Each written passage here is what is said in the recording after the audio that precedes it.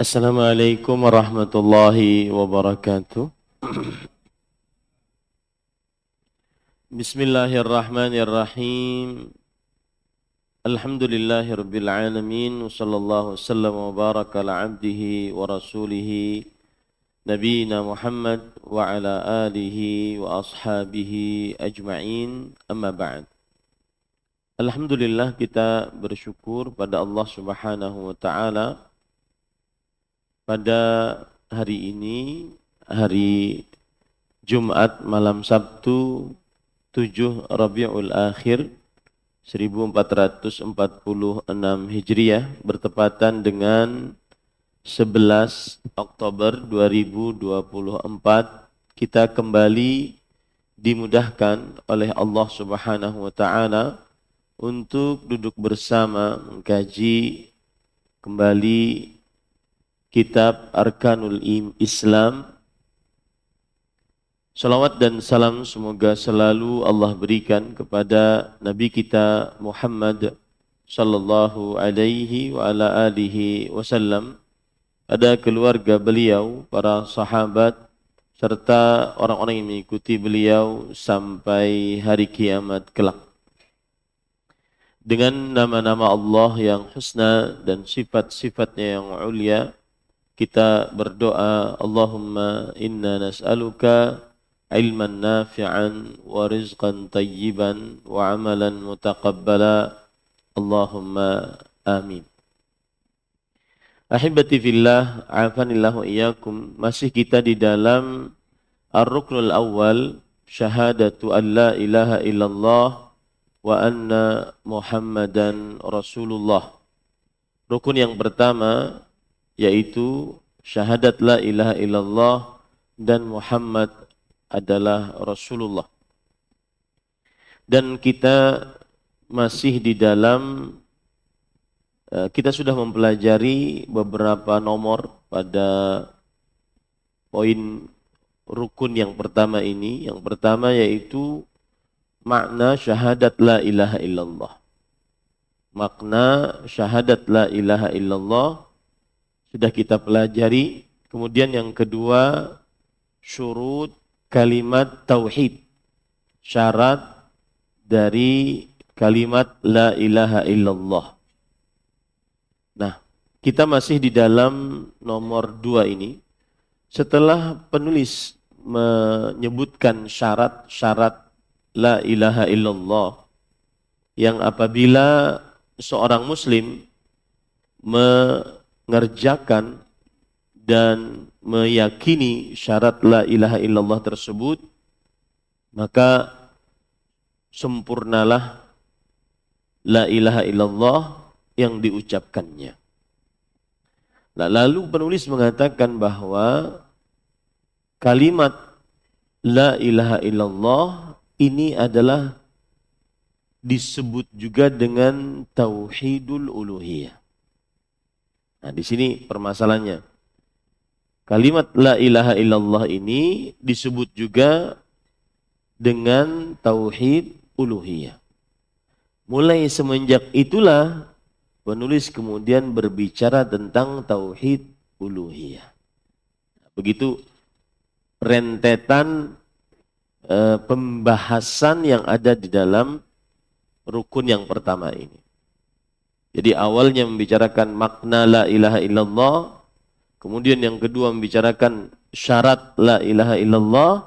Setelah selesai membicarakan syarat la ilaha illallah, baru setelah itu membicarakan tentang pengertian atau membicarakan tentang bahwa kalimat la ilaha illallah ini sinonim dengan tauhid uluhiyah. Nah, dari situlah kemudian kita membicarakan tentang tauhid uluhiyah, yang mana dia adalah sinonim dari la ilaha illallah. Dan tauhid uluhiyah, sebagaimana sudah kita pelajari, al-iqrar bi annallaha dzul uluhiyah. Yang artinya menetapkan bahwa Allah Subhanahu wa taala yang memiliki ibadah, segala macam ibadah hanya Allah Subhanahu wa taala yang memilikinya. Kemudian kita sudah belajar juga nama-nama dari tauhid uluhiyah. Nama-nama dari tauhid uluhiyah, nama-nama dari sinonim la ilaha illallah tadi. Yang pertama, alif, tauhidul ibadah. Nama lain dari tauhid uluhiyah, tauhid ibadah. Kenapa? Karena ibadah yang dikerjakan oleh seorang hamba diniatkan hanya untuk Allah. Ditujukan hanya untuk Allah Subhanahu wa ta'ala. Itu yang disebut dengan tauhidul ibadah. Nama lain dari tauhid uluhiyah. Kemudian nama lain dari tauhid uluhiyah adalah tauhidul iradah. Yang artinya mengesahkan keinginan. Apa maksudnya? Ketika seorang hamba beribadah kepada Allah, maka keinginan, niat dia hanya untuk Allah. Saat dia beribadah, apapun jenis ibadahnya, keinginan dia, niat dia hanya untuk Allah. Maka nama lain dari tauhid uluhiyah adalah tauhid iradah. Tauhid artinya menjadikan satu, iradah keinginan. Keinginan saat beribadah hanya satu, yaitu Allah Subhanahu wa ta'ala. Yang ketiga adalah tauhidul qasd. Artinya mentauhidkan Allah dalam maksud. Kenapa kita sholat? Apa maksud kita sholat? Maksud kita sholat hanya Allah. Maksud kita berpuasa hanya Allah. Maksud kita berhaji hanya Allah. Maksud kita berzakat hanya Allah. Maka disebut dengan tauhidul qasd. Maksud ditujukan hanya Allah saat kita beribadah kepada Allah SWT. Nama lain dari tauhidul uluhiyah adalah tauhidul talab. Tauhidul talab. Apa artinya? Talab itu permintaan. Yaitu mengikhlaskan permintaan hanya kepada Allah. Memurnikan permintaan hanya kepada Allah. Maka nama lain dari tauhidul uluhiyah adalah tauhidul talab. Kemudian yang yang kelima yaitu tauhidul amal. Artinya apa? Amal ibadah yang dilakukan oleh seorang hamba ditujukan hanya untuk satu, yaitu Allah Subhanahu wa ta'ala. Nah, ini semua nama-nama lain dari tauhid apa? Uluhiyah. Sekali lagi saya katakan, kenapa kita membicarakan kok pindah langsung ke tauhid uluhiyah? Karena ketika penulis mengatakan kalimat la ilaha illallah, nama lainnya adalah apa? Tauhid uluhiyah. Jadi jangan sampai bingung ya. Ini kenapa langsung ke tauhid uluhiyah? Padahal kita membicarakan syahadat la ilaha illallah. Maka jawabannya itu. Jadi ketika kita membicarakan syahadat la ilaha illallah, maka nama lain dari syahadat la ilaha illallah atau konsekuensi dari syahadat la ilaha illallah adalah tauhid uluhiyah. Baru setelah itu penulis membicarakan tauhid uluhiyah. Baik. Sekarang kita baca apa yang disebutkan oleh penulis. Itu tadi merunut cara berpikir dalam belajar sehingga paham betul apa yang kita pelajari. Lalu penulis mengatakan hukmuhu tauhidul uluhiyah fardun 'alal ibad la yadkhuluna al-islam illa bih wa la yanjuna minan nar illa bi'tiqadihi wal 'amal bimuqtadah wa huwa awwalu ma yajibu 'al mukallaf i'tiqaduhu wal 'amalu bih wa awwalu ma yajibu al-bada'atu bih fi ad-da'wati wat ta'lim khilafan liman i'taqada ghaira dhalik wa yadullu ala fardiyatihi al-amru bihi fil kitab wa sunnah wa anna Allah khalaqal khalqa wa anzalal kutuba li ajlih. Nah. Bismillahirrahmanirrahim. Hukum tauhid uluhiyah. Tauhid uluhiyah fardu atau wajib atas semua hamba. Ya, karena ini panjang saya akan potong-potong dari terjemahannya. Hukum tauhid uluhiyah adalah fardu. Fardu di sini maksudnya wajib. Jumhur ulama mengatakan antara kata fardu dengan wajib sama aja, nggak ada beda. Tapi kalau mazhab Hanafi beda. Mereka mengatakan wajib untuk perkara-perkara yang selain muamalah. Fardu untuk perkara yang muamalah. Tapi pendapat jumhur lebih kuat. Bahwa antara kata wajib dan fardu sama saja. Yang jelas hukum tauhid uluhiyah, kalau kita berbicara hukum berarti 5 hukum. Wajib, mandub, sunnah, mubah, makruh, haram. Hukum tauhid uluhiyah adalah wajib atas seluruh hamba. Hamba yang dimaksud di sini adalah seluruh manusia. Hamba yang dimaksud di sini bukan hanya orang Islam, tetapi seluruh hamba Allah, makhluk Allah. Maka hukumnya wajib. Wajib seluruh hamba, seluruh makhluk dari mulai jin dan manusia untuk bertauhid uluhiyah. Untuk mengesahkan ibadah hanya kepada Allah, wajib hukumnya. Dan pengertian wajib adalah ma amara bihi syari'u amran jaziman ustuhiqqa bil adzabi tarikuhu amdan mutlaqan. Sesuatu yang diperintahkan oleh syariat dengan perintah yang keras. Maka tauhid uluhiyah perintah Allah. Perintahnya keras. Dan diancam dengan siksa bagi siapa yang meninggalkannya dengan sengaja secara mutlak. Nah, kalau orang tidak bertauhid uluhiyah, bukan hanya dia tidak diterima amal ibadahnya, enggak, tapi berdosa dan diancam siksa. Berdosa dan diancam siksa.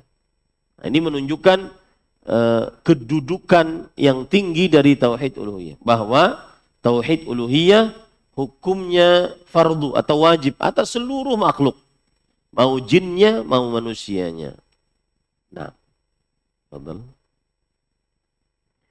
Mereka, ini semua hamba, tidak dikatakan beragama Islam kecuali dengan mengimani tauhid ini.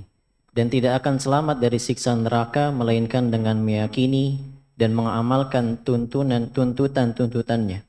Hamba-hamba tidak dinyatakan beragama Islam kecuali dengan mengerjakan tauhid ini.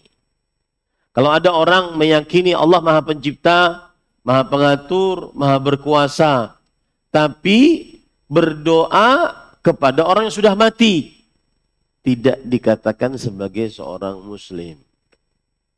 Kalau ada orang meyakini Allah memiliki nama-nama yang husna, asmaul husna, dan sifat-sifat yang ulia, akan tetapi beribadah, terutama berdoa kepada selain Allah, tidak dikatakan sebagai seorang muslim. Ya. Maka masuk Islam hanya dengan tauhid uluhiyah. Tidak cukup orang meyakini Allah Maha Pencipta, Maha Pengatur, Maha Berkuasa satu-satunya. Enggak cukup. Karena orang-orang musyrik pun meyakininya. Seperti misalkan Allah berfirman dalam surat Luqman ayat 25. Wala in sa'altahum, jika engkau wahai Muhammad SAW bertanya kepada mereka, orang-orang musyrik Quraisy. Man khalaqas samawati wal ard, siapa yang menciptakan langit dan bumi? Maka mereka akan menjawab, la yaqulunallah. Mereka sungguh akan menjawab Allah. Tapi apakah mereka dinyatakan sebagai seorang muslim? Enggak. Buktinya apa? Masih diperangi oleh Rasulullah SAW. Kalau orang muslim tidak mungkin diperangi oleh Rasulullah sallallahu alaihi wasallam. Nah, ini menunjukkan bahwa bertauhid uluhiyah salah satu syarat masuk Islam. Tidak dikatakan muslim masuk agama Islam kecuali bertauhid uluhiyah. Nah, kalau ada orang bersyahadat, saya masuk Islam, maka tanya dulu, ya, paham enggak la ilaha illallah? Oh, saya paham bahwa tidak ada Tuhan selain Allah. Maka ditanya lagi, apa maksud tidak ada Tuhan selain Allah? Kalau dia mengatakan tidak ada pencipta selain Allah, maka kita katakan tidak cukup. Tapi harus meyakini tidak ada Tuhan yang berhak diibadahi selain Allah. Karena itulah tauhid uluhiyah. Ya. Dan tidak selamat dari neraka kecuali dengan meyakininya. Kecuali dengan meyakini bahwa ibadah hanya milik Allah semata. Tidak selamat dari neraka kalau ada orang hanya berkeyakinan Allah Maha Pencipta, Maha Pengatur, Maha Berkuasa satu-satunya, tiada sekutu bagi Allah. Itu tidak menyelamatkannya dari api neraka. Maksudnya apa? Masih dianggap bisa disiksa selama dia belum mentauhidkan Allah Subhanahu wa taala. Dia harus meyakini bahwa Allah satu-satunya yang Allah satu-satunya yang paling berhak untuk diibadahi. Wal amal bimuqtadah, dan mengamalkan konsekuensi-konsekuensi dari tauhid uluhiyah. Apa konsekuensinya? Tidak beribadah kecuali hanya kepada Allah. Tidak baca Quran, berdoa, berzikir, nasihat menasihati kecuali hanya kepada Allah Subhanahu wa taala. Hanya karena Allah. Tidak bersyukur, tidak bersabar, tidak takut, tidak berharap, tidak tawakal kecuali hanya kepada Allah Subhanahu wa taala.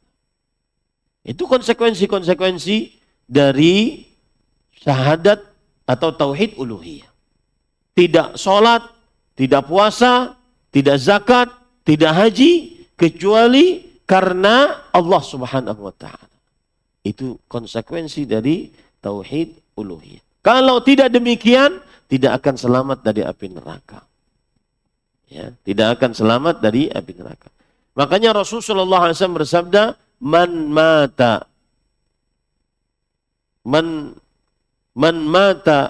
wa huwa yad'u min dunillahi niddan dakhalan nar. Siapa yang meninggal dalam keadaan berdoa kepada selain Allah, maka pasti masuk neraka. Tidak selamat dari api neraka. Wa man mata la yusyriku billahi syai'an dakhal jannah. Siapa yang meninggal dalam keadaan tidak mensyirikkan Allah, mentauhidkan Allah semata, pasti masuk surga. Nah, itu ya. Itu yang harus diyakini. Tauhid uluhiyah adalah sumber inti dari akidah. Tidak dinamakan Islam kecuali bertauhid uluhiyah. Tidak selamat dari neraka kecuali dengan bertauhid uluhiyah. Tidak masuk surga kecuali dengan tauhid uluhiyah. Nah. Tauhid uluhiyah merupakan hal pertama yang wajib diyakini dan diamalkan oleh seorang mukallaf, dan hal pertama yang harus didakwahkan dan juga diajarkan. Berbeda dengan orang yang meyakini selain itu. Baik, ini perkara penting. Ini salah satu bedanya ahlu sunnah dengan tasawuf. Tauhid uluhiyah adalah yang paling pertama wajib atas seorang hamba untuk diyakini. Seorang hamba pertama kali yang wajib diyakini adalah tauhid uluhiyah. Dan mengamalkan tauhid uluhiyah tersebut. Apa dalil-dalilnya para ikhwah yang dirahmati oleh Allah Subhanahu wa ta'ala? Perhatikan baik-baik. Tauhid uluhiyah atau syahadat la ilaha illallah awwal wajibin 'alal mukallaf. Ya, garis bawah itu baik-baik. Awwal wajib al-mukallaf. Kewajiban pertama atas seorang hamba dalam hidupnya adalah bersyahadat la ilaha illallah. Atau bertauhid la ilaha illallah. Coba perhatikan. Abul Harith As-Sa'ir, muridnya Imam Ahmad ibnu Hanbal. Beliau bertanya kepada Ahmad bin Hanbal rahimahullah. Idza qala ar-rajul la ilaha illallah fahuwa mu'min? Qala kadza. Kana bad'ul iman, thumma nazalatil fara'id, as-salah wa zakah wa shaum wa ramadan wa hajjul bait. Kalau wahai imam, kata beliau, kalau ada orang mengucapkan la ilaha illallah, apakah dia beriman? Maka kata imam, iya. Itulah permulaan iman. Iya, itulah permulaan iman. Itu inti dan permulaan iman. Setelah itu baru turun kewajiban-kewajiban. Salat, zakat, puasa Ramadan, berhaji ke Baitullah. Di sini saya ingin menegaskan bahwa la ilaha illallah awwal wajib alal mukallaf. Kewajiban pertama atas seorang hamba yang dibebani untuk beribadah adalah tauhid uluhiyah. Lihat lagi, Syekhul Islam Ibnu Taimiyah rahimahullah berkata, as-salaf, para sahabat Nabi, para tabi'in, para tabi'ut tabi'in, wal a'immah, dan para imam, muttafiqun ala anna awwala ma yu'maru bihi al-ibad asy-syahadatan. Seluruhnya bersepakat yang paling pertama diperintahkan atasnya seorang hamba adalah 2 kalimat syahadat. Ini para ikhwan yang dirahmati Allah. Beliau juga mengatakan aslul Islam asyhadu an la ilaha illallah wa anna Muhammadan Rasulullah.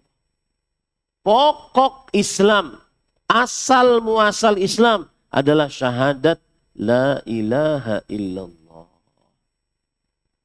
Nah, ini harus kita yakini. Awal wajibin 'alal mukallaf tauhid uluhiyah. Kewajiban pertama atas seorang hamba yang dibebani ibadah untuk beribadah kepada Allah adalah tauhid uluhiyah. Nah, apa dalilnya para ikhwah? Dalilnya nanti akan disebutkan oleh penulis, tapi saya sebutkan sekarang. Az-Dzariyat ayat 56. Wa ma khalaqatul jinna wal insa illa liya'budun. Tidaklah ku ciptakan jin dan manusia melainkan supaya mereka beribadah kepadaku.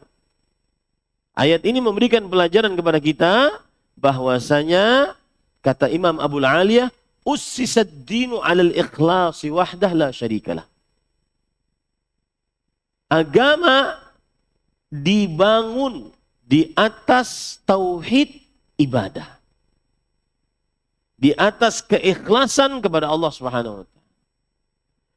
Kalau seandainya ada orang amal tanpa ada dasarnya tauhid ibadah, tauhid uluhiyah, tauhid amal, tauhid al-qasd, tauhid iradah, maka amal-amalnya tadi enggak ada manfaat. Orang kafir, orang musyrik berkurban tanpa ada dasarnya tauhid uluhiyah, enggak ada manfaat. Ya, orang kafir, orang musyrik bersedekah, berinfak tanpa ada dasarnya tauhid uluhiyah, tidak ada manfaat. Kenapa? Asluddin tauhidul uluhiyah. Pokok agama, asal muasal agama, dasar agama adalah tauhid uluhiyah.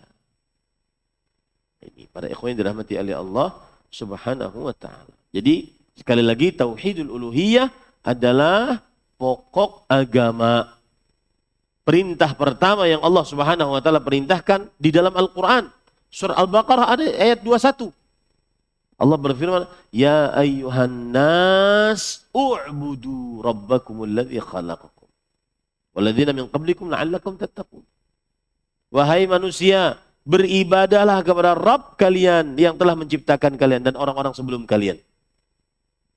Surah Al-Baqarah ayat 21. Itu ayat perintah pertama di dalam Al-Quran. Antum silakan cek. Al-Fatihah nggak ada perintah. Al-Baqarah dari ayat 1 sampai 20 tidak ada perintah. Surat Al-Baqarah ayat 21 perintah pertama. Perintah pertamanya tauhid. U'budu, beribadahlah kalian seluruhnya. Ini yang dikatakan oleh penulis tadi, yaitu awwalu ma yajibu al-mukallaf i'tiqaduhu wal 'amalu bih. Yaitu yang pertama kali wajib atas mukallaf untuk meyakininya dan mengamalkannya, yaitu tauhid uluhiyah. Taib. Sebagian kelompok yang menyimpang, mereka yang paling pertama kali wajib atas seorang hamba melakukannya adalah melihat ciptaan Allah. Melihat ciptaan Allah Subhanahu wa ta'ala. Kalau kita enggak. Yang paling pertama kali diwajibkan atas seorang hamba adalah bersyahadat la ilaha illallah. Kemudian, dan dia yang paling pertama kali untuk dilakukan dakwah. Kalau ada orang berdakwah ke sebuah tempat, yang paling pertama didakwahkan adalah tauhidul uluhiyah. Berbeda dengan yang meyakini selain itu. Ada sebagian orang memulai dakwahnya dengan adab, dengan akhlak. Enggak. Mulailah dakwah dengan tauhid. Yaitu mengajak manusia untuk beribadah hanya kepada Allah Subhanahu wa ta'ala. Dan jangan takut untuk ditolak. Insya Allah tidak ditolak. Ya. Mengajak pertama kali, berdakwah pertama kali materinya sebagaimana dicontohkan oleh Rasulullah SAW. Ketika beliau awal-awal diperintahkan untuk berdakwah secara terang-terangan. Allah berfirman, "Fasda' bima tu'mar wa a'rid 'anil jahilin." Yang artinya, terangkanlah, jaharkanlah dengan apa yang diperintahkan untukmu. Maka beliau naik ke atas bukit Safa mengatakan, "Ya ayuhan nas, qulu la ilaha illallah tuflih." Wahai manusia, ucapkanlah la ilaha illallah, maka niscaya kalian akan beruntung. Materi dakwah pertama yang disampaikan, wajibnya atas seorang pendakwah adalah tauhid apa? Uluhiyah. Mengajak manusia untuk beribadah kepada Allah Subhanahu wa ta'ala. Nah, lanjut. Dalil tentang fardunya tauhid uluhiyah ini adalah perintah yang terdapat dalam Al-Quran dan Sunnah. Yaitu sesungguhnya tidaklah Allah menciptakan makhluk dan menurunkan kitab-kitabnya untuk mewujudkan tauhid ini. Allah berfirman dalam surat Ar-Ra'd ayat 36, katakanlah sesungguhnya aku hanya diperintah untuk beribadah kepada Allah dan tidak mempersekutukan sesuatu pun dengan Dia. Hanya kepadanya aku seru manusia dan hanya kepadanya aku kembali. Dan dalilnya dalam surat Adz-Dzariyat ayat 56. Dan aku tidak menciptakan jin dan manusia melainkan supaya mereka beribadah kepadaku. Nah, kemudian penulis membawakan dalil atas apa yang disebutkan tadi. Yang disebutkan tadi beberapa poin. Yang pertama, tauhid uluhiyah hukumnya wajib. Satu. Yang kedua, tidak masuk ke dalam agama Islam kecuali dengan tauhid uluhiyah. Yang ketiga, tidak selamat dari api neraka kecuali dengan tauhid uluhiyah. Yang keempat, kewajiban pertama atas seorang hamba adalah tauhid uluhiyah. Yang kelima, dakwah yang pertama yang disampaikan kepada seorang hamba adalah tauhid uluhiyah. 5 poin yang disebutkan oleh penulis. Dalilnya itu semua apa? Surah Ar-Ra'd ayat 36. Qul inni umirtu an a'budallah. Aku diperintahkan untuk beribadah kepada Allah. Perintah pertama, ibadah kepada Allah. Ya. Wala usyriku bihi ilaihi ad'u wa ilaihi ma'ab. Dan aku tidak mensyirikannya. Hanya kepadanya aku berdoa dan hanya kepadanya aku kembali. Perintah pertama dari sisi pendalilan dari surah Ar-Ra'd ayat 36, Perintah pertama adalah tauhid uluhiyah. Dan karena kalau di dalam ilmu usul fikih, al-aslu fil amri lil wujub. Asal hukum perintah menunjukkan kepada kewajiban. Illa maddalal dalilu ala istihbab. Kecuali jika ada dalil yang menunjukkan dia tidak wajib. Maka sisi pendalilan dari surat Ar-Ra'd ayat 36, hukum tauhid uluhiyah adalah wajib. Kenapa? Karena perintah pertama diperintahkan oleh Allah Subhanahu wa taala kepada Nabi Muhammad sallallahu alaihi wasallam. Jadi kalau antum ditanya, apa kewajiban orang kafir mau masuk Islam? Kewajiban pertama kita kalau masuk Islam itu apa sih? Maka ucapkan, kewajibannya mengucapkan 2 kalimat. Lalu setelah itu, maka jawabannya apa? Beribadah kepada Allah. Mudah. Ya. Kewajiban pertama, syahadat la ilaha illallah, Muhammad Rasulullah. Lalu setelah itu ngapain? Beribadah kepada Allah. Dalilnya ini tadi. Aku diperintahkan. Dan asal hukum perintah menunjukkan kepada kewajiban. Menunjukkan bahwa hukum tauhid uluhiyah adalah wajib atas setiap makhluk. Kemudian surah Adz-Dzariyat ayat 56. Wa ma khalaqtul jinna wal insa illa liya'budun. Tidaklah kuciptakan jin dan manusia melainkan supaya mereka beribadah kepadaku. Sering saya jelaskan ayat ini bahwa di dalam bahasa Arab apabila diawali dengan peniadaan, tidaklah kuciptakan, peniadaan. Kemudian setelahnya ada pengecualian, kecuali, menunjukkan pengkhususan. Tujuan penciptaan makhluk khususnya adalah untuk beribadah hanya kepada Allah Subhanahu wa taala.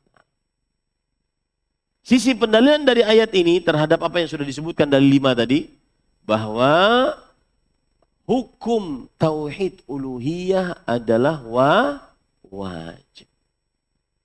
Kemudian yang kedua, yang paling pertama kewajiban atas seorang hamba adalah tauhid uluhiyah. Karena Allah berfirman, tidaklah kuciptakan jin manusia, melainkan khusus untuk beribadah kepadaku. Dan saya sering katakan pada ayat ini, kalau sedang gelisah dengan duniamu, karena terlalu sibuk dengan mengejar duniamu, sampai akhirnya kadang-kadang telat sholat berjamaah, kadang-kadang bahkan telat sholat gara-gara dunia. Maka kembali kepada ayat ini. Saya diciptakan untuk beribadah. Bukan ini. Yang saya kejar ini hanya sarana agar bisa menuju tujuan utama. Yaitu ibadah kepada Allah. Akhirnya kembali lagi. Semangat lagi. Jadi ayat ini sebenarnya penyemangat saat futur. Garis bawahi baik-baik. Ingin semangat kembali saat futur, maka dalamilah surat Adz-Dzariyat ayat 56.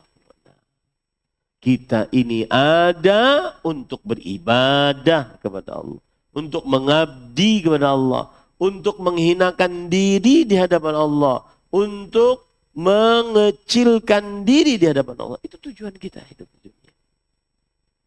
Ya. Dan orang biasanya nih kalau dalam ilmu ada semacam proyek, dia ada target, maka dia akan tahu tujuan dia. Kalau melenceng sedikit, kembali kepada target. Kalau lemah sedikit, kembali kepada target. Selalu yang ada di dalam pikirannya adalah, aku diada ini untuk beribadah, bukan untuk yang lain-lain. Kemudian, wa qala an-nabiy sallallahu alaihi wasallam li Mu'adz radhiyallahu an. Belum. Baik. Innaka ta'ti qauman min ahli al-kitab فليكن أول ما تدعوهم إليه شهادة أن لا إله إلا الله فإنهم أطاعوك لذلك فأعلموا أن الله افترض عليهم 5 صلوات في كل يوم وليلة فإنهم أطاعوك لذلك فأعلمهم أن الله افترض عليهم صدقة تؤخذ من أغنيائهم فترد على فقرائهم. الحديث أخرجه البخاري ومسلم.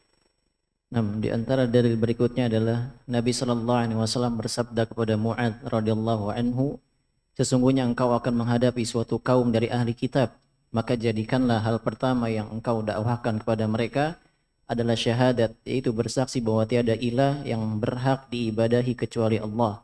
Jika mereka mentaati hal itu, beritahulah bahwa Allah mewajibkan atas mereka salat 5 kali atau salat 5 waktu dalam sehari semalam. Jika mereka mentaati hal itu, beritahulah bahwa Allah mewajibkan zakat yang harus dibayar oleh orang kaya di antara mereka dan disalurkan kepada orang-orang fakir. Hadis riwayat Bukhari dan Muslim. Para ikhwan yang dirahmati oleh Allah, hadis ini memberikan pelajaran kepada kita bahwa yang pertama kali materi didakwahkan bagi seorang pendakwah adalah tauhid uluhiyah. Faliyakun awwala ma tad'un. Jadilah apa yang pertama kali kamu dakwahkan tauhid uluhiyah. Dan ini metodologi dalam berdakwah. Ya. Pertama kali materi yang didakwahkan adalah tauhid uluhiyah. Di dalam riwayat yang lain ada lafaz dengan begini. Faliyakun awwala ma tad'uhum ilaihi ibadatullah. Maka jadikanlah yang pertama kali kamu dakwahkan beribadah kepada Allah. Ngajak manusia ibadah. Itu sebenarnya materi dakwah pertama yang didakwahkan. Bagi siapa saja yang berkecimpung di dalam dunia dakwah, maka materi yang pertama yang didakwahkan adalah tauhid la ilaha illallah. Begitu juga hadis Rasul yang lain, riwayat Bukhari. Umirtu an uqatilan nas hatta yashhadu an la ilaha illallah. Aku diperintahkan untuk memerangi manusia, mendakwahi mereka. Kalau tidak mau, diperangi. Sampai bersyahadat la ilaha illallah. Materi dakwah pertama adalah mengajak manusia beribadah hanya kepada Allah. Maka antum bisa lihat. Ini Ustaz perhatian kepada tauhid atau tidak. Lihat materi dakwah yang dia dakwahkan. Pertama kali ada orang ngajak saya untuk online kajian di USA. Kemudian saya tanya, apa saja materi yang sudah diajarkan oleh para ustaz? Saya lihat, tidak ada yang berkaitan dengan tauhid. Adab, akhlak, muamalah. Lalu saya tanya, kenapa tidak kita belajar rukun Islam? Rukun iman yang diawali dengan tauhid. Maka harus didengung-dengungkan di tengah kaum muslimin bahwa yang paling pertama didakwahkan adalah perkara tauhid. Dan itulah dakwahnya para nabi alaihi wassalatu wassalam yang akan kita bahas nanti. Kemudian para ikhwan yang dirahmati oleh Allah Subhanahu wa taala, di sini penulis mengatakan kalau sudah bersyahadat la ilaha illallah baru sholat, diwajibkan sholat. Beritahu tentang wajibnya sholat. Kalau sudah sholat, baru setelah itu beritahukan tentang wajibnya zakat yang diambil dari orang kaya mereka dan dikembalikan ke orang miskin mereka. Kata kaya mereka dikembalikan kepada orang miskin mereka. Mereka di sini adalah kaum muslimin. Makanya salah satu yang menjadi fa'iluz zakah, wajib zakat kaum muslimin. Dan mustahik zakat yang berhak mendapatkan harta zakat juga kaum muslimin. Kecuali ada mu'allaf. Salah satu makna mu'allaf adalah orang kafir yang diharapkan keislamannya. Atau orang kafir yang diberi zakat agar tidak mengganggu kaum muslimin.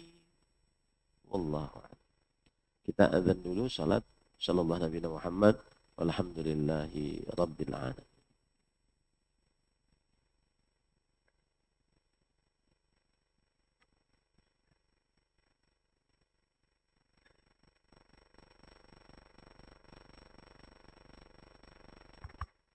Bismillah. Allahu Akbar, Allahu Akbar. Allahu Akbar, Allahu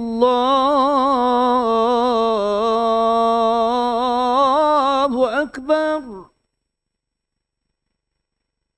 Asyhadu an la ilaha illallah.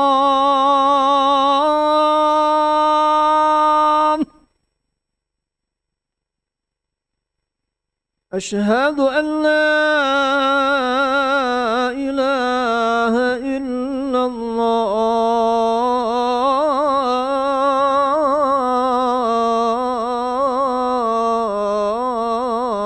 الله. أشهد أن محمد رسول الله.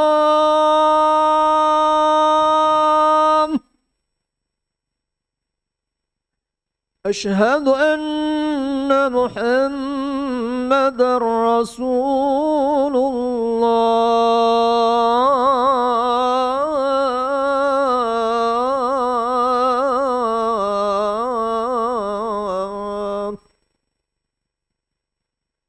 حي على الصلاة.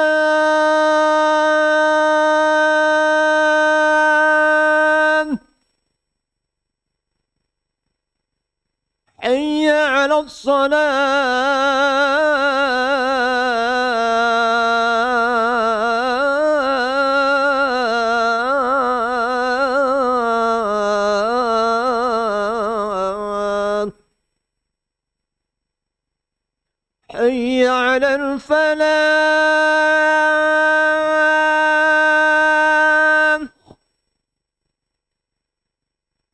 حي على الفلاح.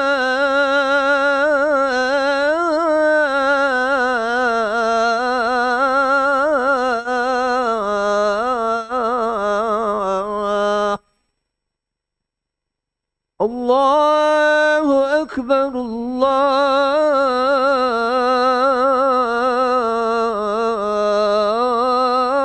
الله أكبر. لا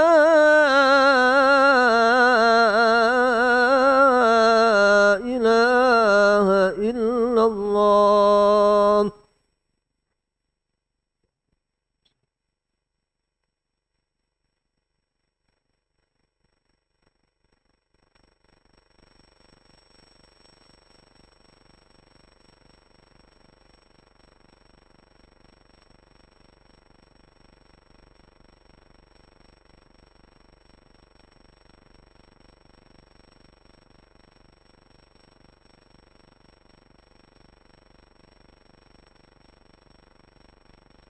الله أكبر، الله أكبر. أشهد أن لا إله إلا الله.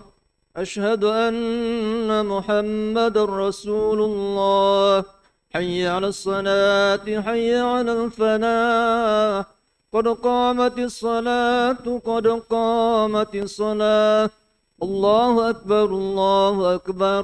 لا إله إلا الله. Istaqimu tarasu wa'tadilu. Atimu safal awal fal awal. Mohon diluruskan dan dirapatkan safnya. Isi saf yang kosong di depannya terlebih dahulu jika ada. Allahu Akbar.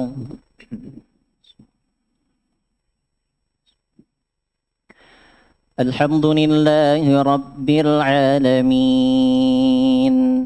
Ar-Rahmanir Rahim. مالك يوم الدين. إياك نعبد وإياك نستعين. اهدنا الصراط المستقيم. صراط الذين أنعمت عليهم غير المغضوب عليهم ولا الضالين.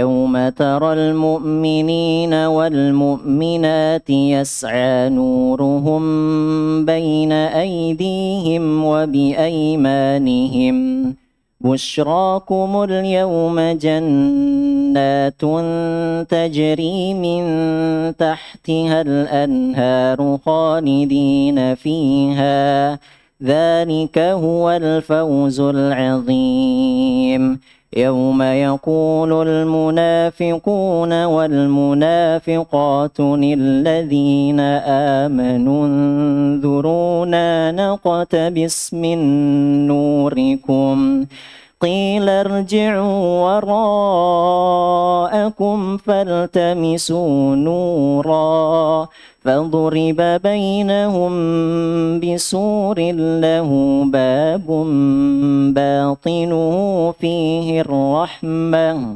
باطنه فيه الرحمة وظاهره من قبله العذاب ينادونهم ألم نكن معكم قالوا بلى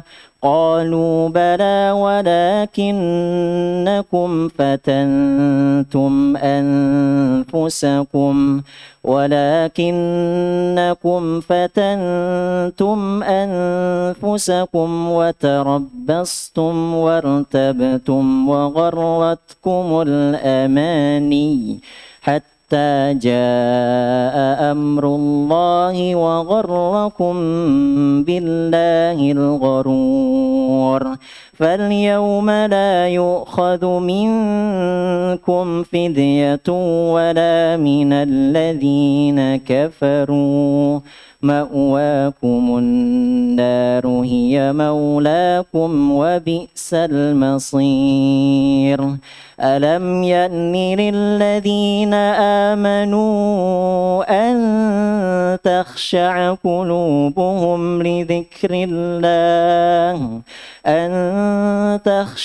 قلوبهم لذكر الله وما نزل من الحق ولا يكونوا كالذين أوتوا الكتاب من قبل فطال عليهم الأمد فقست قلوبهم وكثير منهم فاسقون. الله أكبر.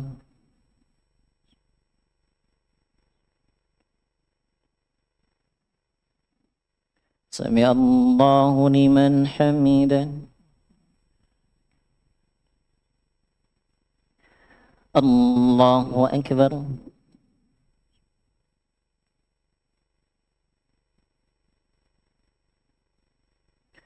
الله أكبر.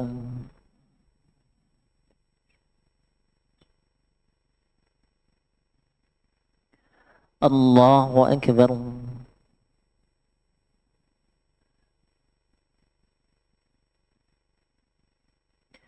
الله أكبر. الحمد لله رب العالمين الرحمن الرحيم مالك يوم الدين إياك نعبد وإياك نستعين اهدنا الصراط المستقيم صراط الذين أنعمت عليهم غير المغضوب عليهم ولا الضالين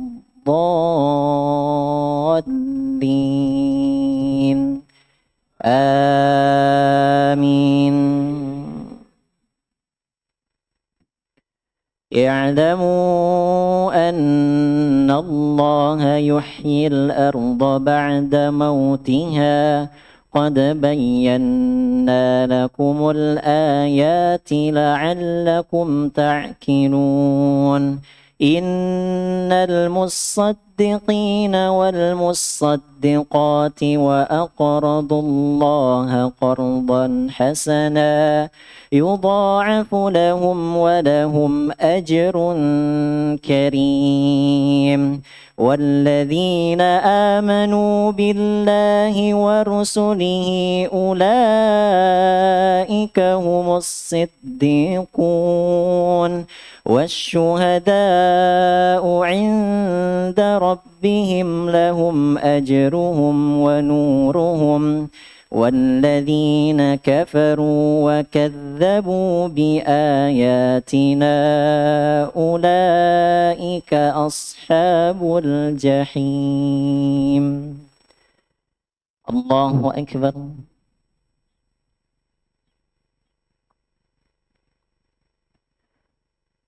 سمع الله لمن حمده. الله أكبر.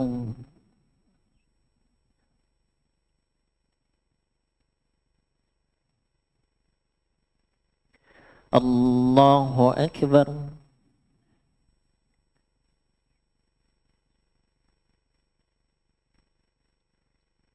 الله أكبر.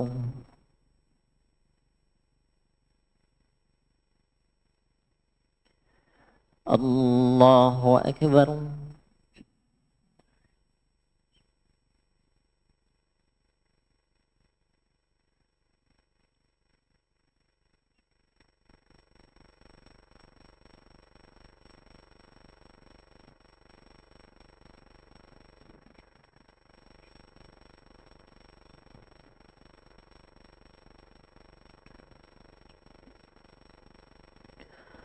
الله أكبر.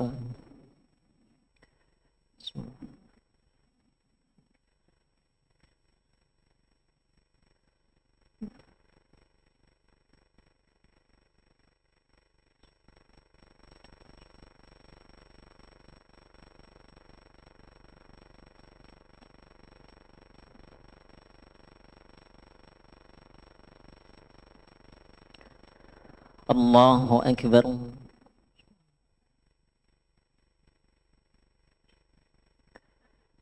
سمع الله لمن حمده. الله أكبر.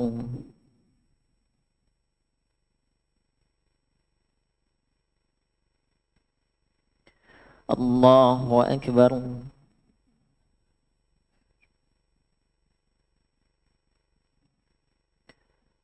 الله أكبر.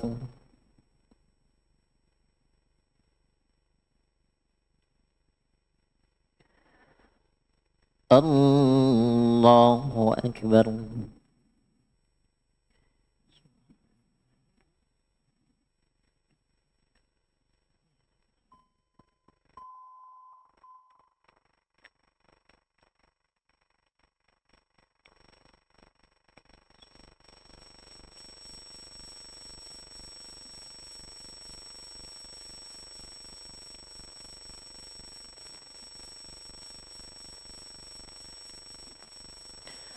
الله أكبر.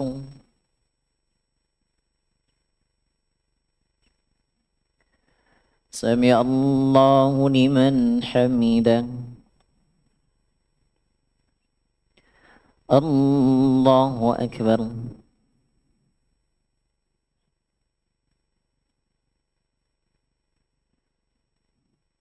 الله أكبر.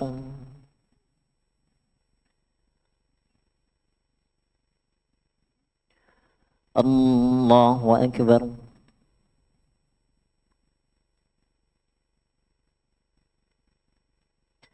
الله أكبر.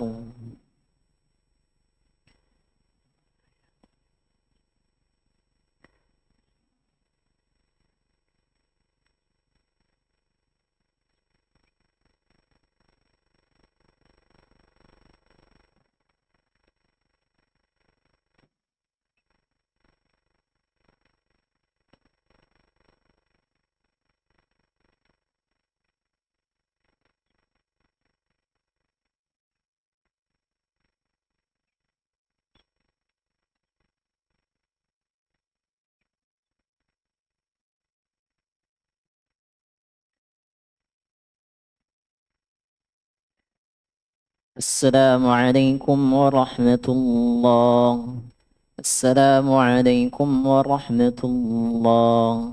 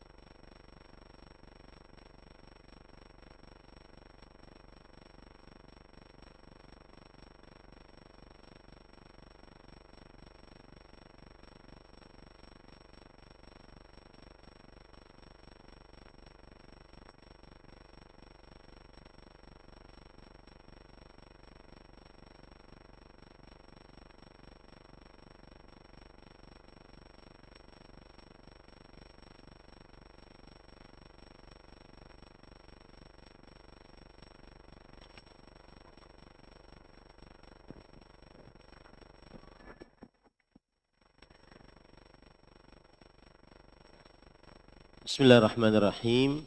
Alhamdulillahirabbil alamin wa sallallahu wasallam wa barak ala abdihi wa rasulihi nabiyina Muhammad wa ala alihi wa ashabihi ajma'in. Amma ba'd. Ahibati fillah, afanillah wa iyyakum, jamaah sekalian yang saya cintai karena Allah. Tadi sudah kita pelajari beberapa poin, yaitu bahwa syahadat la ilaha illallah atau disebut dengan tauhidul uluhiyah, hukumnya adalah wajib. Kemudian seorang tidak masuk dalam agama Islam kecuali dengan tauhid uluhiyah. Seorang tidak selamat dari api neraka kecuali dengan tauhid uluhiyah. Kemudian tauhid uluhiyah adalah yang pertama kali kewajiban atas seorang hamba. Nah, ini tadi saya menekankan bahwa itulah bedanya ahlu sunnah dengan yang lainnya. Kalau ahlu sunnah menyatakan bahwa yang pertama kali diwajibkan atas seorang hamba adalah tauhid uluhiyah, syahadat la ilaha illallah. Kalau ahlul kalam ataupun kelompok-kelompok yang menyimpang mengatakan awwalu wajibin al-mukallaf ma'rifatullah. Ya, artinya kewajiban pertama atas seorang hamba adalah mengenal Allah. Nah, akibatnya ketika orang belum mengenal Allah, enggak sholat. Itu yang tersebar di sebagian masyarakat. Merasa bahwa kewajiban pertama adalah mengenal Allah. Maka kalau belum mengenal Allah, enggak ada sholat. Maka akhirnya ada kelompok-kelompok yang tidak mewajibkan sholat. Karena dengan dalih belum mengenal Allah Subhanahu wa ta'ala. Nah, di sini pentingnya perkara itu. Kemudian yang sudah kita pelajari juga bahwa materi dakwah yang pertama kali didakwahkan adalah tauhid uluhiyah. Kemudian penulis mengatakan, wa hadha at-tauhidu huwa afdalul a'mal 'ala al-itlaq wa a'zamuha takfiran lidh-dhunub. Faqad akhraj al-Bukhari wa Muslim min hadits Utbana radhiyallahu anhu marfu'an. Fa inna Allah harrama 'ala an-nar man qala la ilaha illallah yabtaghi bidzalika wajha Allah. Nah, Tauhid uluhiyah ini merupakan amal yang paling afdal secara mutlak dan amal yang paling agung dalam menghapus dosa.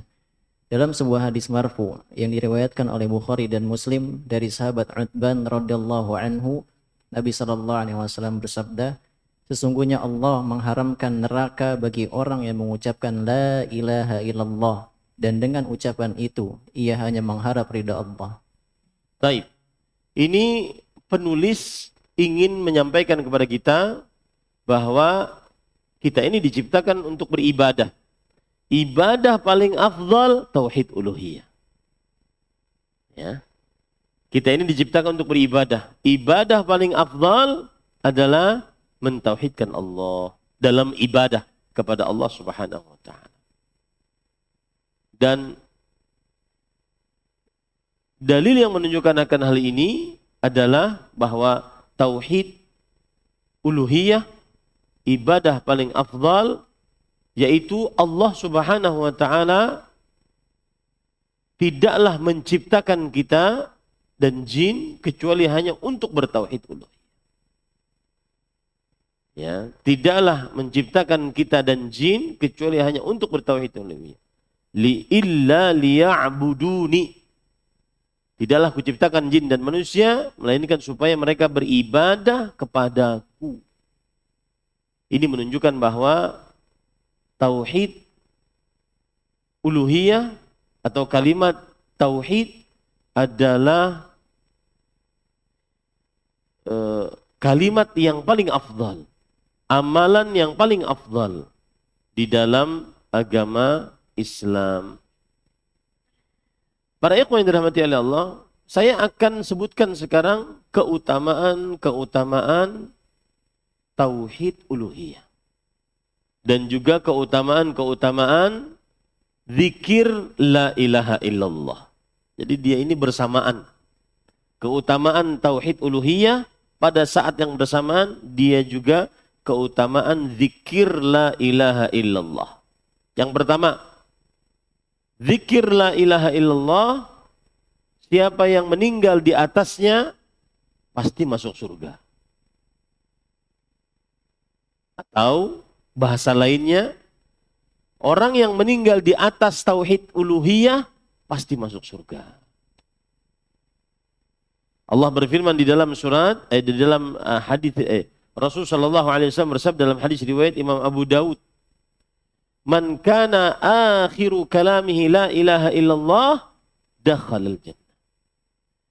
Seorang yang terakhir ucapannya adalah la ilaha illallah pasti masuk surga. Di sini ada 2 poin. Dia sebelum dicabut nyawanya ucapkan la ilaha illallah masuk surga. Atau dia tidak mengucapkan la ilaha illallah tetapi dia bertauhid uluhiyah.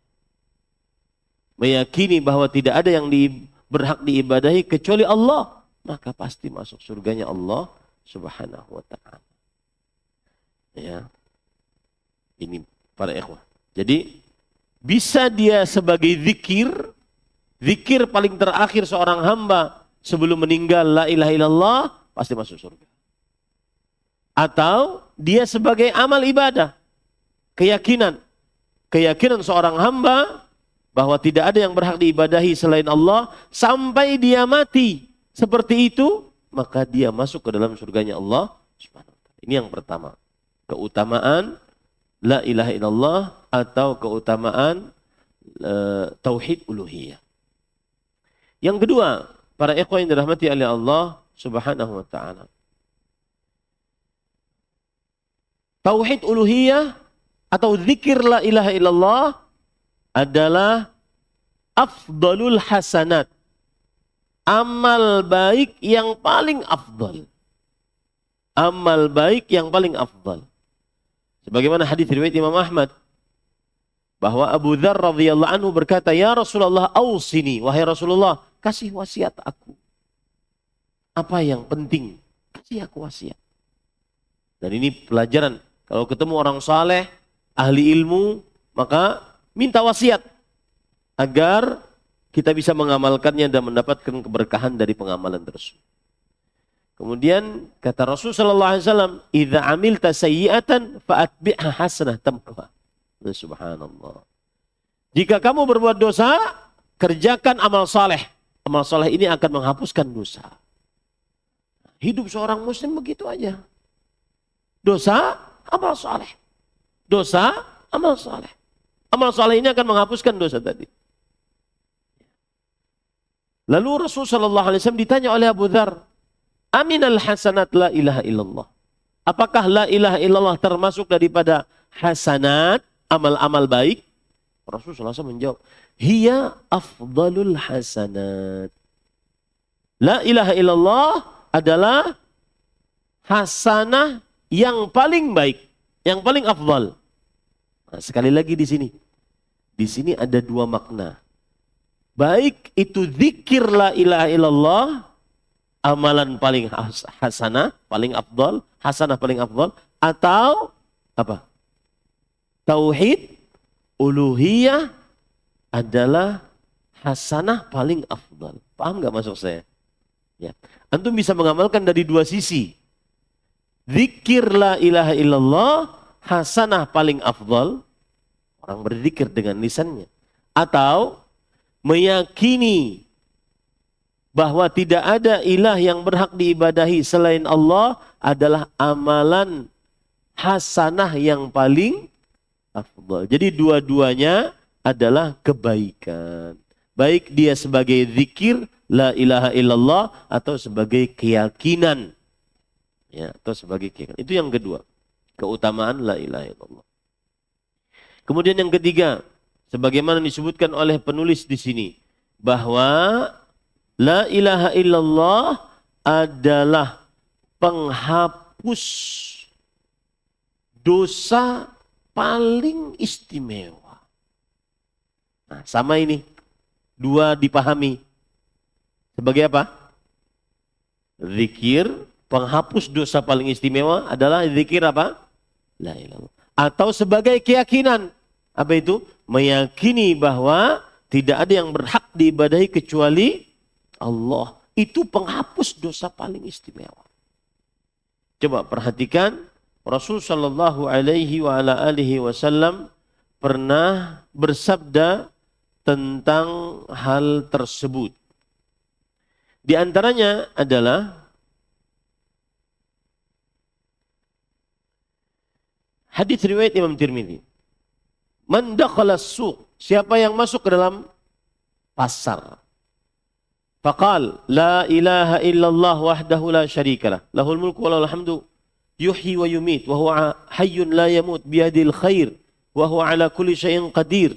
Kataballahu lahu alfa hasanah wa maha anhu alfa sayyi'ah wa rafa'a lahu alfa darajah. Siapa yang masuk ke dalam pasar lalu dia mengucapkan, berarti sebagai zikir, la ilaha illallah wahdahu la syarikalah, lahul mulku wa lahul hamdu, yuhyi wa yumit wa huwa hayyun la yamut biyadihil khair wa huwa ala kulli syai'in qadir.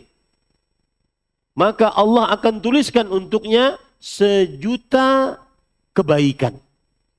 Allah hapuskan atasnya 1.000.000 dosa. Allah angkat derajat untuknya 1.000.000 derajat.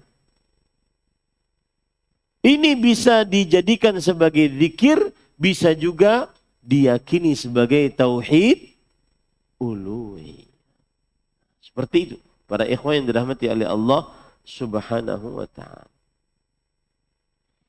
Contoh yang lain lagi, misalkan, nah ini, ya, pemberat pahala.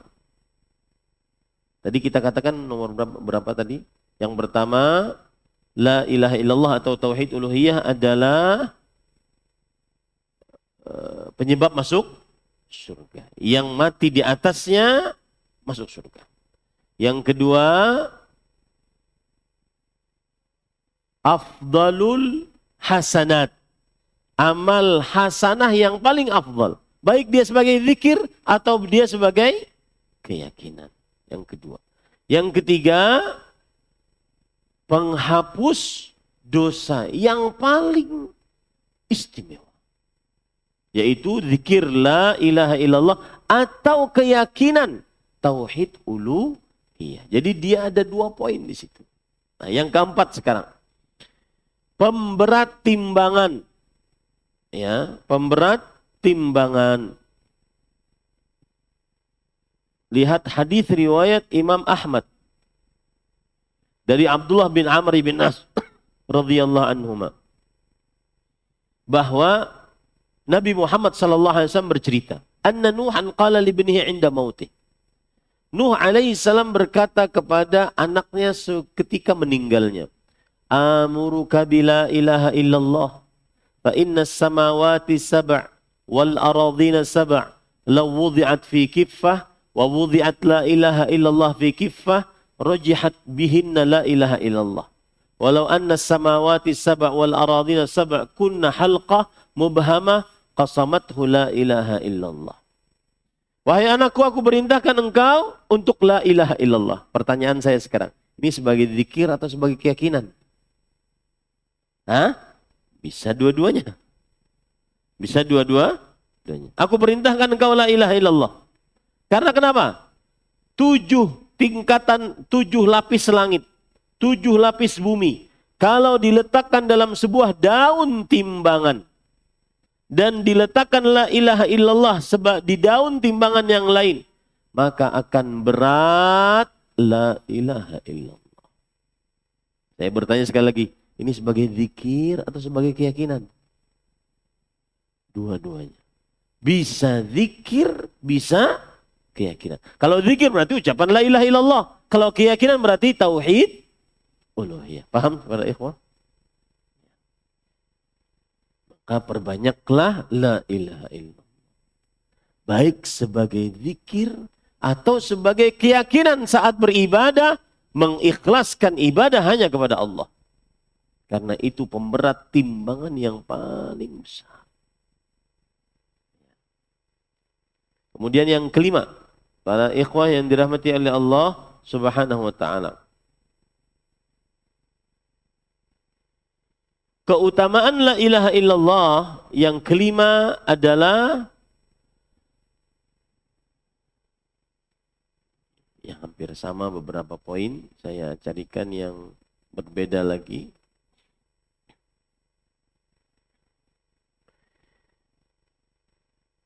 Baik zikir la ilaha illallah atau keyakinan tauhid uluhiyah memudahkan seseorang masuk ke dalam surga dari pintu mana saja dari 8 pintu surga Allah. Rasulullah sallallahu alaihi wa alihi wasallam bersabda dalam hadis riwayat Imam Muslim, "Ma minkum min ahad yatawadda." Tidak ada seorang pun dari kalian berwudu. Fayablugh au fayusbighil wudu, fayuballigh au fayusbighil wudu. Kemudian dia sempurnakan wudunya.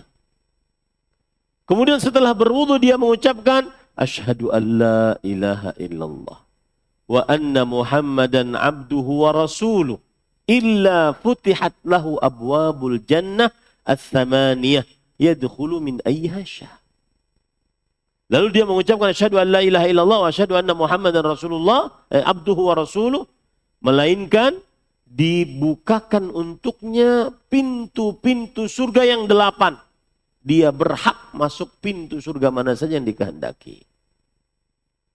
Apa zikirnya?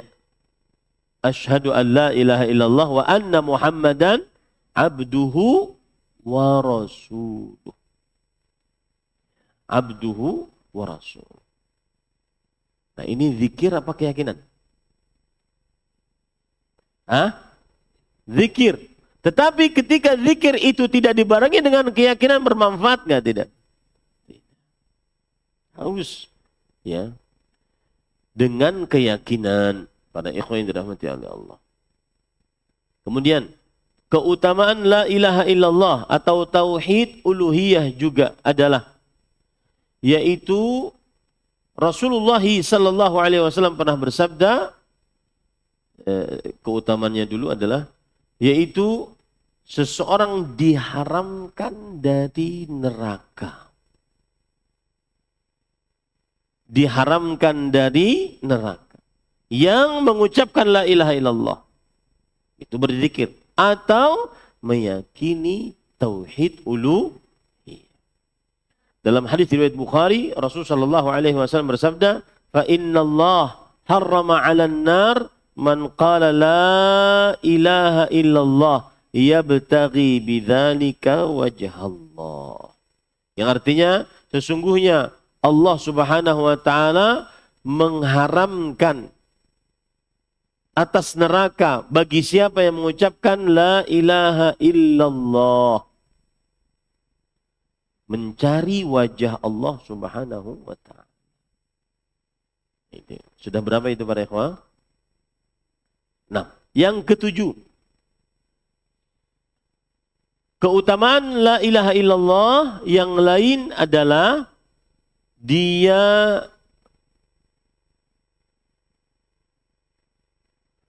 ucapan yang menyelamatkan seseorang melalui fase-fase setelah kematian. Kita ini setelah mati ada fase-fase yang akan kita lalui. Pertama, fase di dalam alam kubur. Di dalam alam kubur ada fase fitnatul qabr. Pertanyaan dalam kubur. Itu akan selamat kalau orang la ilaha illallah. Kemudian yang kedua, fase selanjutnya nikmat atau siksa kubur. Orang akan dapat nikmat kubur kalau orang tauhid uluhiyah, la ilaha illallah. Kemudian fase yang selanjutnya dibangkitkan dari kubur saat hari kiamat, akan selamat pada fase itu kalau orang bertauhid uluhiyah, mengucapkan la ilaha. Dari di alam kubur digiring dengan api ke padang mahsyar. Saat penggiringan akan selamat ketika dia bertauhid uluhiyah. Saat di padang mahsyar tanpa alas kaki, tanpa terkhitan, tanpa memakai pakaian, dia akan selamat kalau bertauhid uluhiyah. Terus seperti itu. Setiap fase-fase dari fase akhirat dia akan selamat. Kuncinya apa? Tauhid uluhiyah atau ucapan la ilaha illallah. Apa dalilnya para ikhwan? Dalilnya surat Ibrahim ayat 27. Yuthabbitullahu alladhina amanu bil qawli tsabiti fil hayatid dunya wa fil akhirah. Allah akan menetapkan untuk orang yang beriman dengan ucapan yang tetap. Ucapan yang tetap, kata Taus ibn Kaisan, seorang tabi'i, adalah ucapan la ilaha illallah. Maka di akhirat, kata Taus bin Kaisan, al-mas'alah fil qabr. Dia selamat saat pertanyaan dalam kubur. Kalau di dunianya, dia la ilaha illallah. Kalau di dunianya, bertauhid uluhiyah. Ini para ikhwan yang dirahmati Allah. Imam Al-Baghawi rahimahullah, di dalam kitab Tafsir Al-Baghawi, Allah akan menetapkan untuk orang-orang yang beriman dengan ucapan yang tetap. Ucapan yang tetap, kata beliau, kalimat tauhid. Tauhid apa di sini? Ingat para ikhwah, setiap kata dari Al-Quran, hadis Rasul, perkataan para ulama, salaf, perkataan para ulama setelahnya, kalau disebut tauhid, maka yang tertuju tauhid apa? Uluhiyah. Selalu itu pegang baik-baik. Ya. Beliau mengatakan, kalimat tauhid wahiyya qaulu la ilaha illallah. Allah akan menetapkan untuk orang yang beriman dengan ucapan yang tetap. Ucapan yang tetap adalah kalimat tauhid la ilaha illallah. Di kehidupan dunia, kapan itu? Sebelum meninggal. Dan di kehidupan akhirat, yakni fil qabr, yaitu saat di dalam kubur. Coba perhatikan hadis riwayat Imam Bukhari Muslim. Al-Muslim idza su'ila fil qabr yashhadu an la ilaha illallah wa anna Muhammadar Rasulullah. Ayat ini, Ibrahim ayat 27, adalah sama dengan seorang muslim kalau sudah di dalam kubur, lalu dia ditanya, lalu dia jawabannya asyhadu an la ilaha illallah wa asyhadu anna Muhammadar Rasulullah. Itulah ucapan yang tetap. Indah.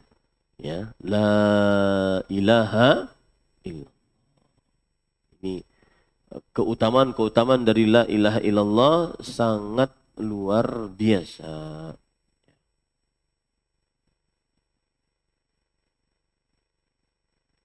Terakhir, yang keberapa? Kedelapan.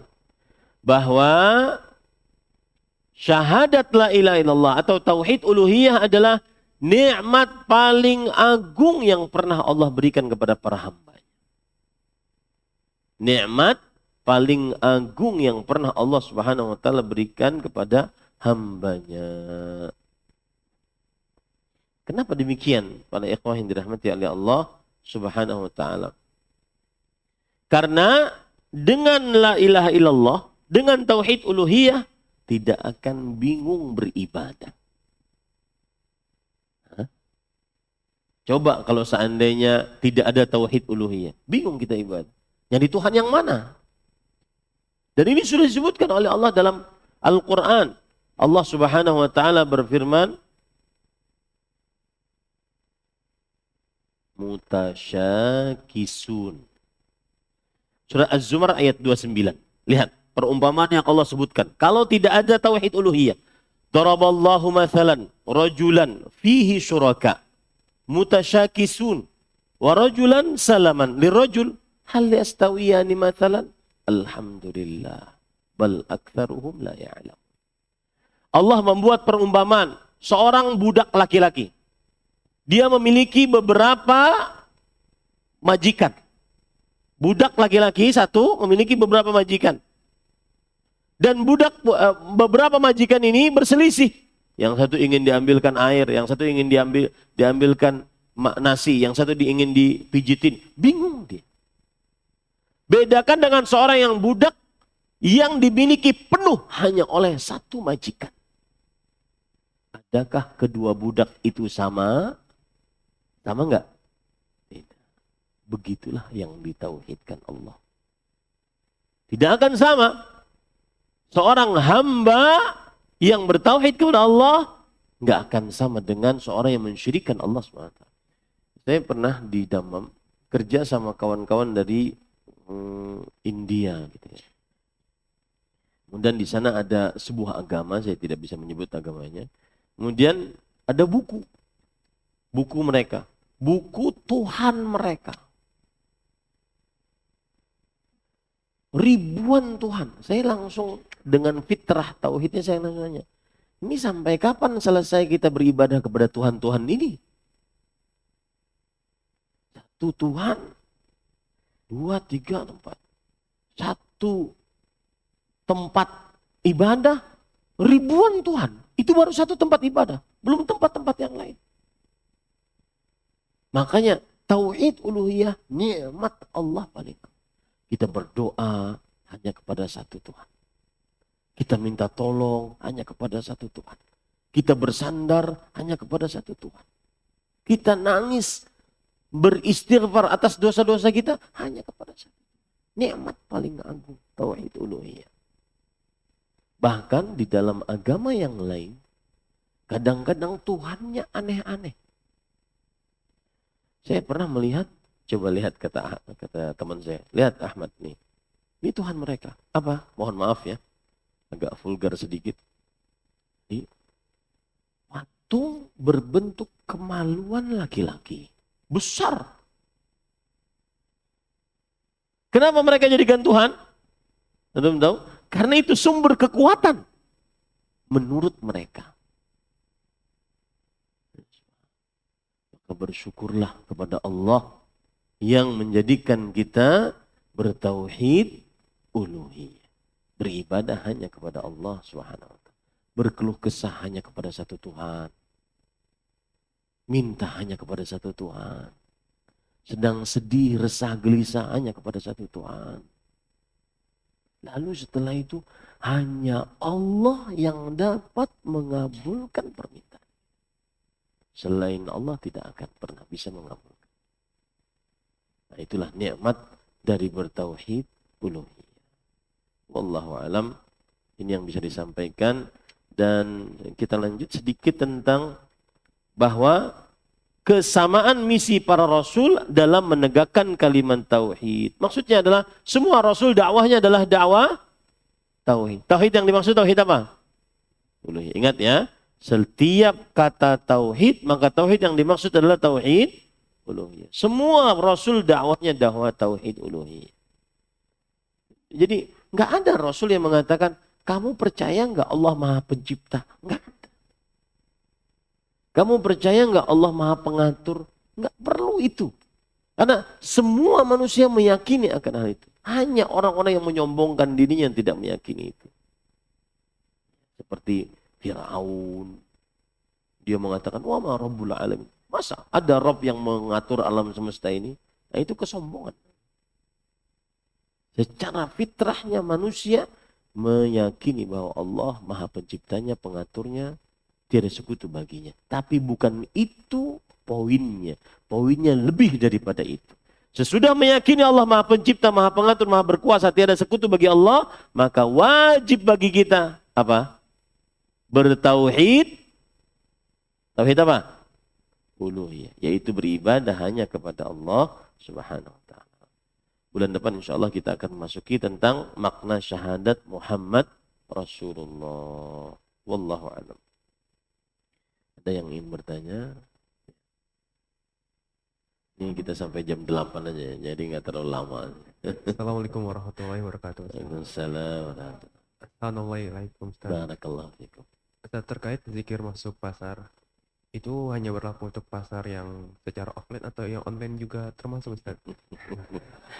Ini ribut nih, Gen Z ini repot ya.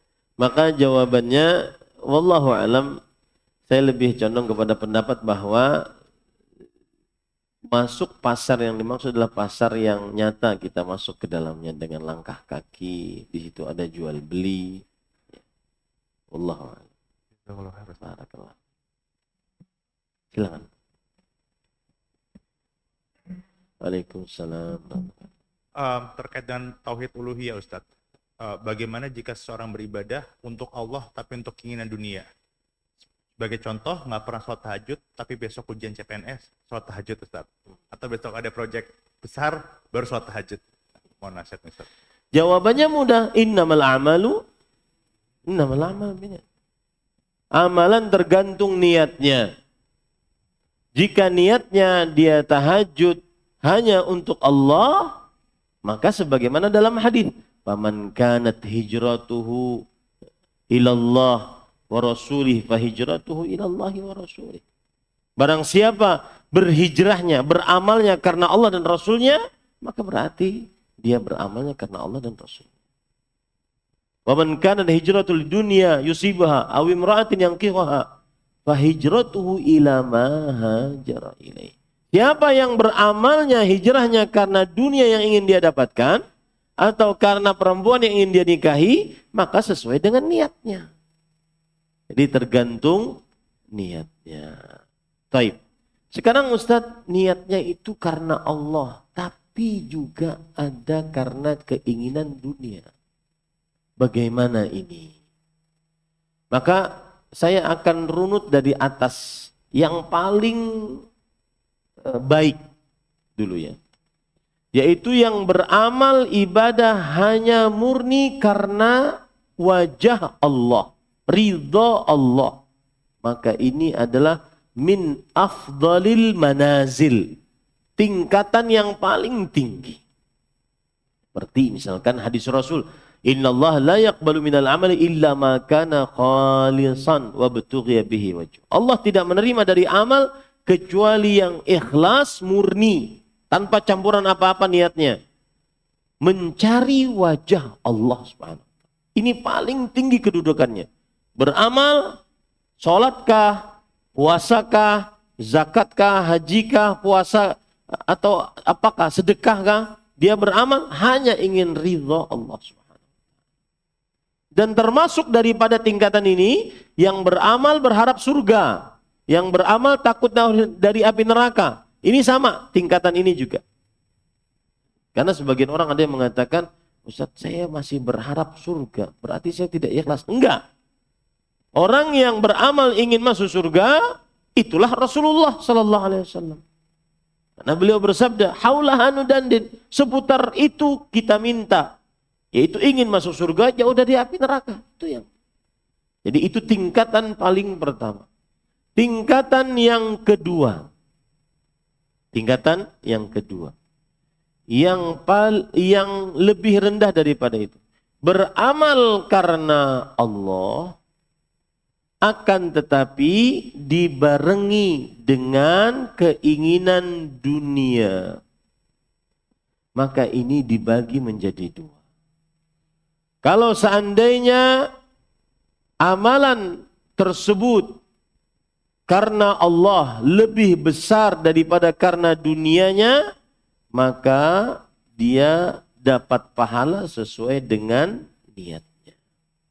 Dan ini boleh, meskipun kurang afdal daripada yang tadi.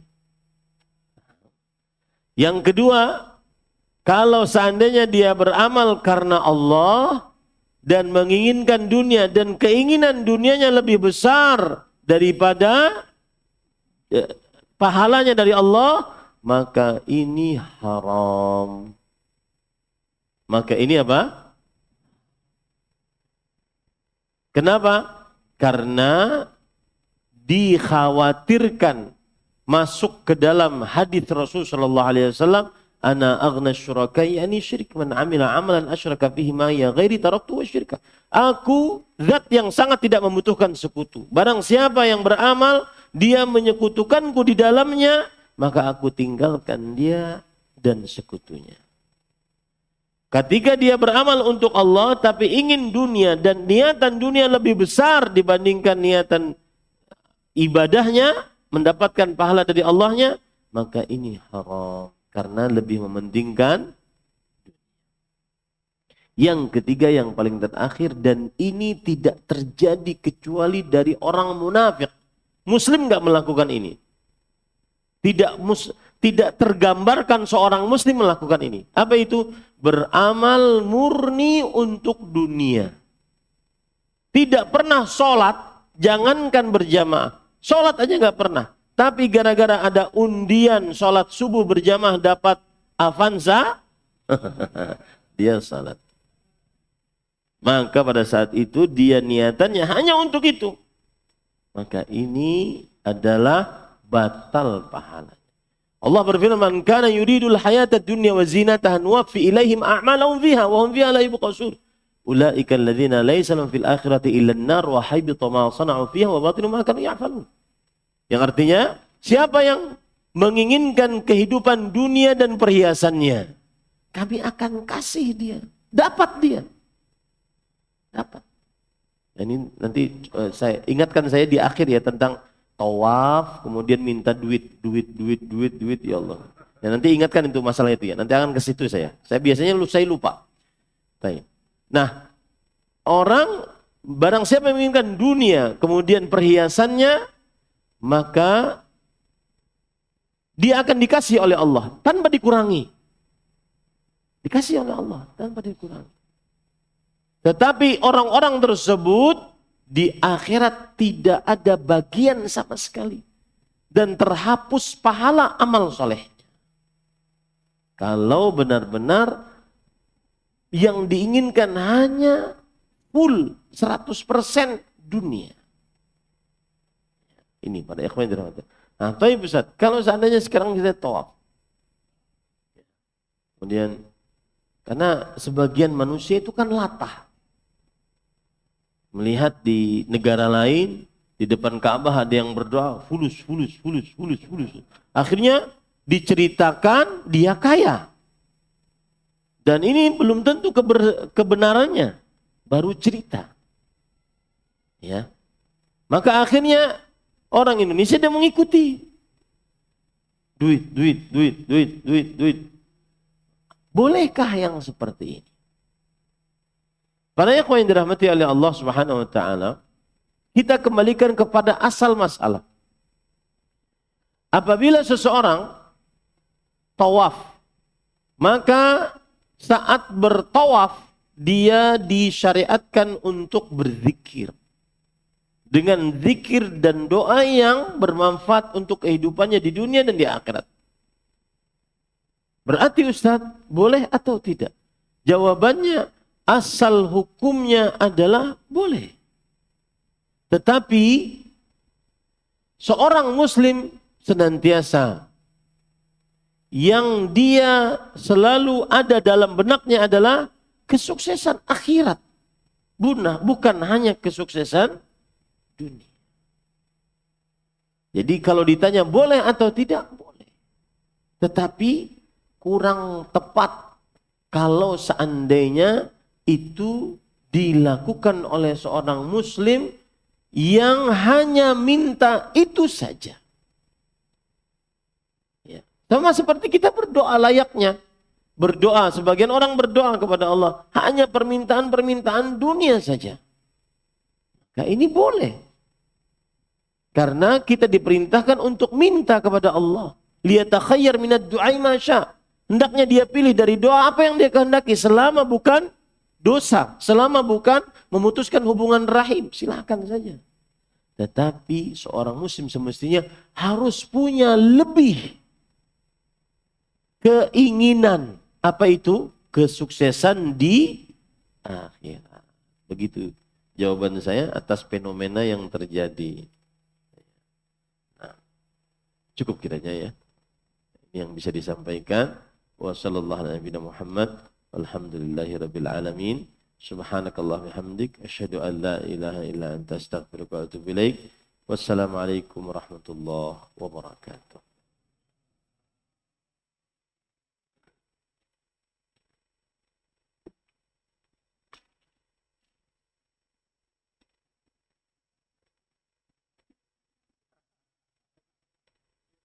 subscribe channel Marhaban TV. Ikuti akun sosial media Marhaban TV, siaran Telegram, grup WhatsApp. Yuk berdakwah bersama kami, dukung operasional dakwah dan sosial kami, raih pahala jariah yang terus mengalir sampai hari kiamat. Jazakumullahu khairan.